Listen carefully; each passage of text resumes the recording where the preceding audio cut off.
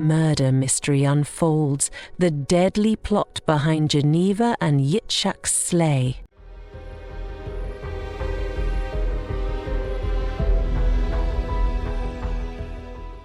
Welcome or welcome back to Dark Case Stories, your destination for chilling true crime stories that delve into the darkest corners of human nature. From unsolved mysteries to notorious serial killers, we explore real-life cases that shock, terrify, and leave you questioning everything.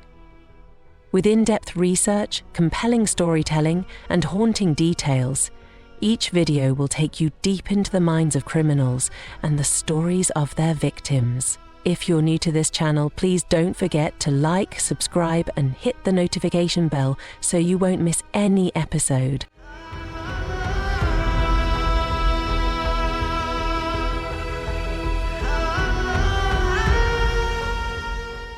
What really happened to beauty queen Geneva Lopez and her Israeli boyfriend Yitshak Cohen?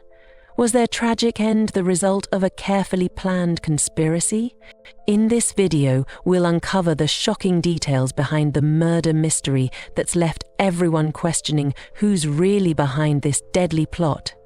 Stay tuned as we dive deep into the investigation, the suspects, and the sinister truth that's finally coming to light.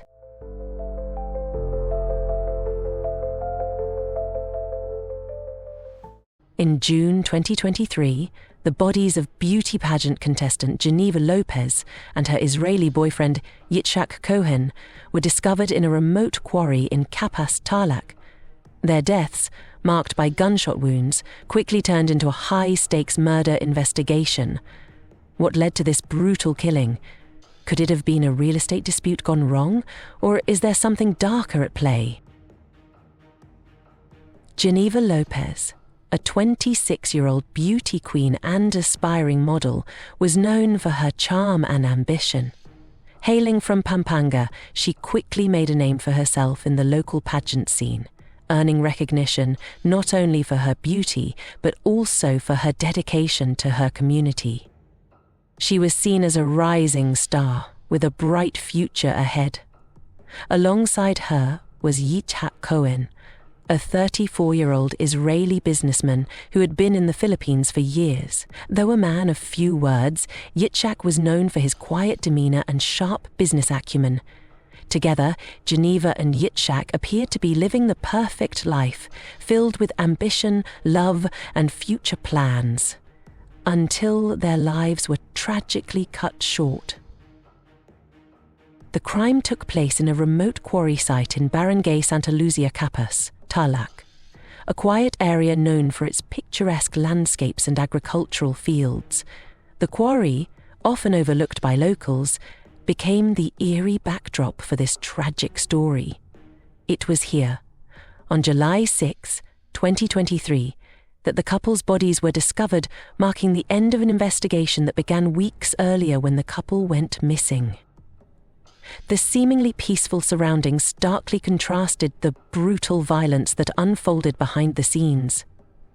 This quiet corner of Kapas, now a symbol of betrayal and murder, would forever be linked to the tragic fate of Geneva and Yitshak. On that fateful day, Geneva and Yitshak arrived in Kapas, unaware that their lives were about to be violently stolen from them. According to authorities, it was during this meeting that the situation turned deadly. A group of conspirators, some with direct ties to the real estate deal, ambushed the couple. Geneva and Yitshak were both shot at close range, with Geneva suffering gunshot wounds to her back and thigh, while Yitshak was shot in the chest and near his armpit. Their bodies were left in the remote quarry, hidden from view, until their discovery 2 weeks later. The execution-style nature of the crime suggested it was premeditated, and authorities believe that it was planned by Guang and his associates.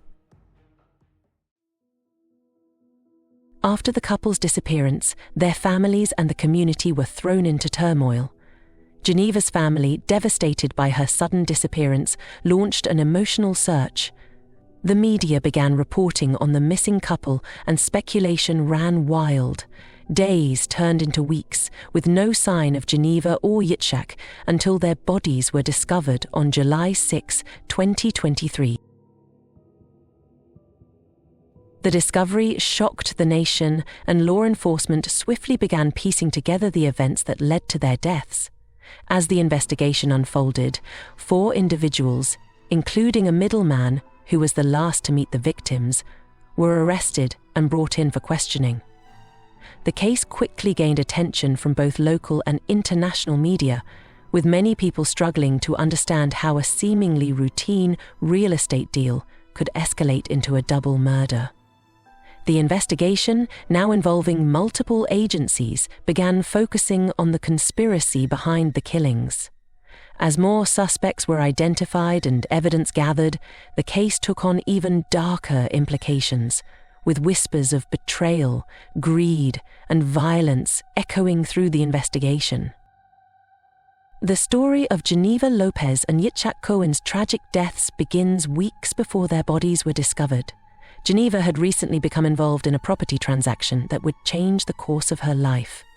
The property in question was located in Kapaz, Tarlac, and was part of a deal she had with a former policeman, Michael Guiyang. This real estate deal had complications that escalated tensions between Geneva and Guiyang. Geneva had mortgaged her land to Guiyang, but when she sought to reclaim the property, Guiyang refused, sparking a bitter dispute. As the disagreement grew, Geneva and Yitshak planned to meet with Guiyang to settle the matter. On June 21, 2023, the couple drove to Kapas to confront Guiyang about the land title.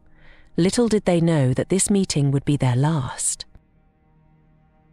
The investigation into the deaths of Geneva Lopez and Yitshak Cohen began immediately after the couple's disappearance on June 21, 2023. Their families reported them missing shortly after they failed to return from their trip to Kapas, Tarlac. Law enforcement agencies, including the Philippine National Police, PNP, launched a search operation, but as days passed without any clues, the case began to take a more ominous turn. The breakthrough came when investigators were able to trace the couple's last known meeting with Michael Guiyang, the former policeman involved in the real estate dispute. Guiyang became an early suspect, with the authorities focusing on the connection between the property deal and the couple's disappearance. However, the case faced several challenges. Initial efforts to gather evidence were hampered by the remote location of the crime. The investigation took a dramatic turn when, on July 6, 2023, 2 weeks after the couple went missing, their bodies were discovered in the quarry. This discovery prompted the PNP's Criminal Investigation and Detection Group, CIDG, to intensify its efforts, leading to arrests and further inquiries. Into the murder, several key individuals, including a real estate middleman, were brought in for questioning.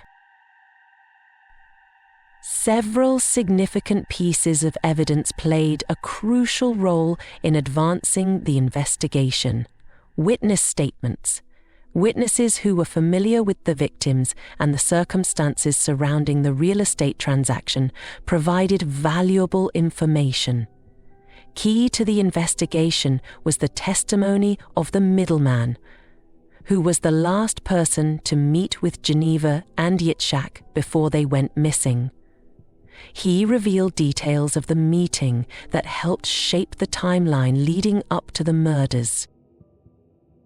Forensic evidence, autopsy reports confirmed that Geneva and Yitshak died from gunshot wounds, but further analysis of the bodies revealed the precision of the shooting, suggesting a well-planned execution. Forensic experts were able to determine the time of death, which helped narrow the window of the crime. Ballistics and firearms. During a raid on one of the suspects' homes, law enforcement seized firearms, including guns and grenades, which were sent for ballistic testing to determine whether they were used in the murders. These weapons became key evidence in linking the suspects to the crime. CCTV footage, surveillance footage from the area where Geneva and Yitshak were last seen, as well as nearby businesses, provided crucial insights into their movements and interactions. This footage helped investigators confirm the timing and location of the couple's final moments. As the investigation progressed, several theories emerged regarding the motive behind the murders. Real estate dispute? The prevailing theory centers on a real estate conflict involving Geneva Lopez and Michael Guillaume. Guillaume had mortgaged a piece of land to Geneva, but when she attempted to reclaim the property, Guillaume refused. Guillaume claimed there was another buyer for the land. He said he would introduce this buyer to Geneva, Francisco explained. The financial disagreement is believed to have escalated into a violent encounter that ultimately led to the couple's tragic deaths. Guillaume, who has been implicated in the murders, is suspected of being the mastermind behind the crime. Conspiracy and betrayal.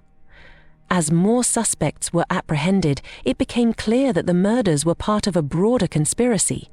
Authorities discovered that multiple individuals were involved, including a middleman who had a significant role in the transaction and was allegedly part of the plan to kill the couple. This theory suggested that the murder was carefully coordinated, driven by greed and the desire to eliminate obstacles standing in the way of financial gain.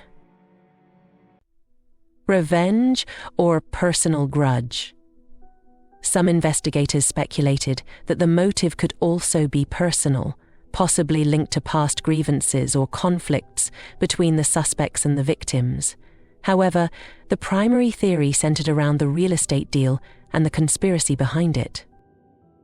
The trial of the suspects involved in the murders of Geneva Lopez and Yitshak Cohen was marked by intense legal battles and emotional testimonies. The prosecution presented a strong case built on critical evidence, including witness testimonies. The middleman and other individuals who were privy to the planning stages of the crime testified against the main suspect, former policeman Michael Guillaume. These witnesses detailed how Guillaume orchestrated the murders, fueled by the real estate dispute with Geneva. According to the witness known as alias June, the couple, Geneva Lopez and Yitshak Cohen, were shot on the same day they met with their land transaction contacts in Barangay Armenia, Tarlac City. He was present when the couple's bodies were buried on the night of June 21st.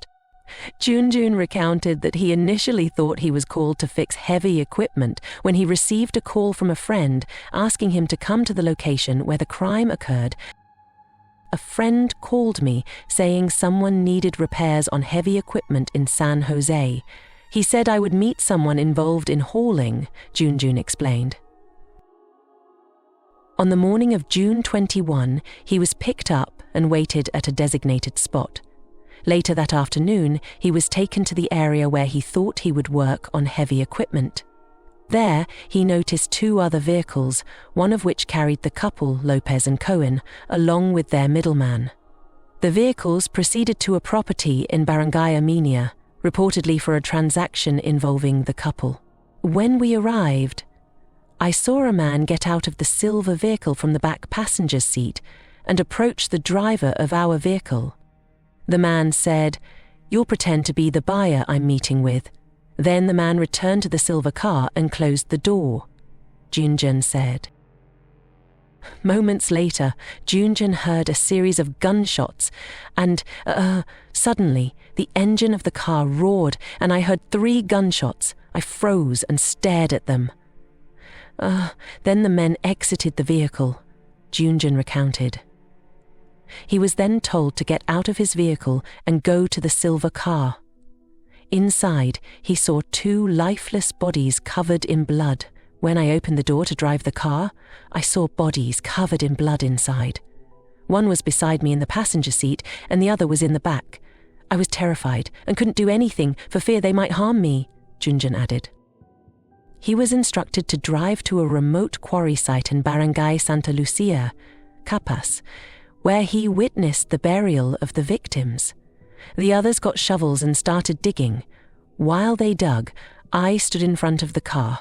One of them said, "Dig deeper." They pulled one body out of the car I drove and buried it in the hole, then did the same with the other, he said. After burying the bodies, Junjun was directed to Kojuinko Road in Barangay Cristore, where the suspects burned the SUV used by the victims. We stopped by the highway. The man instructed me to burn the vehicle while I was inside. I used tissue paper and a lighter to set it on fire, Junjun explained. Junjun's account matched the findings of the Bureau of Fire Protection's laboratory examination, which found no flammable substances in the burned SUV. After the incident, the witness was dropped off and promised 500 as payment, but he never received a cent. Junjun stated that he didn't personally know the suspects, but could identify their appearances.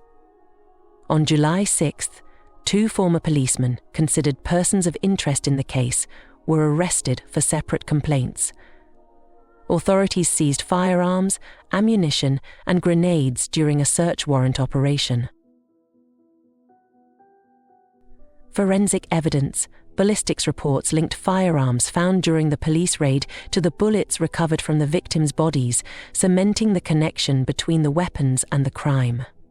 Financial motive. The prosecution argued that Giang's refusal to honor the land deal and his financial instability were key motives for the murder. The defense, on the other hand, attempted to discredit the witnesses, suggesting inconsistencies in their testimonies and arguing that there was insufficient direct evidence linking Giang to the actual crime scene. They also claimed that the middleman acted independently. After months of deliberation, the court found Giang and 2 other key suspects guilty of double murder and conspiracy. The evidence presented, particularly the ballistics analysis and witness statements, proved beyond a reasonable doubt that the murders were premeditated and meticulously planned. Giang was sentenced to life imprisonment without the possibility of parole, while the other 2 accomplices received lengthy prison terms. The middleman, who cooperated with authorities, was granted a reduced sentence in exchange for his testimony. While the convictions brought some justice to the victims' families, lingering questions remained about the broader conspiracy. Were there other individuals involved who managed to escape prosecution? Did Giang act alone in ordering the murders, or was he part of a larger network motivated by greed and power?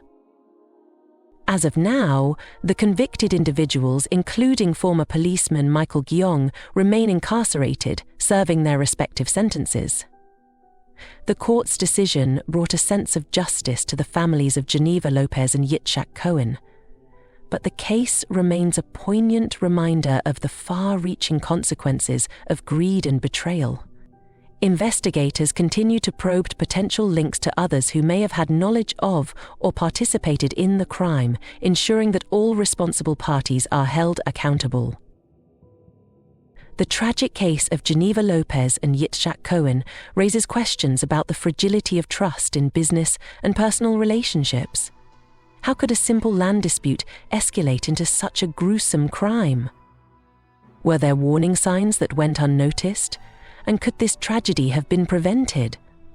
Their story is a stark reminder of the cost of human greed and the devastating ripple effects it can have on families, communities, and even strangers. It challenges us to reflect on the moral fabric of society and to strive for justice and accountability in all facets of life. What do you think about the outcome of this case? Could more have been done to prevent such a tragedy? Share your thoughts in the comments below and let us know how you feel about the pursuit of justice in cases like these. Thank you for watching. If you enjoyed this story or found it thought-provoking, don't forget to like, subscribe, and hit the notification bell so you never miss an update. For more gripping tales of mystery, crime, and justice, check out our other videos. We'd love to hear your thoughts, so leave a comment below and join the discussion. Stay tuned for more from Dark Case Stories, where we uncover the truth hidden in the shadows.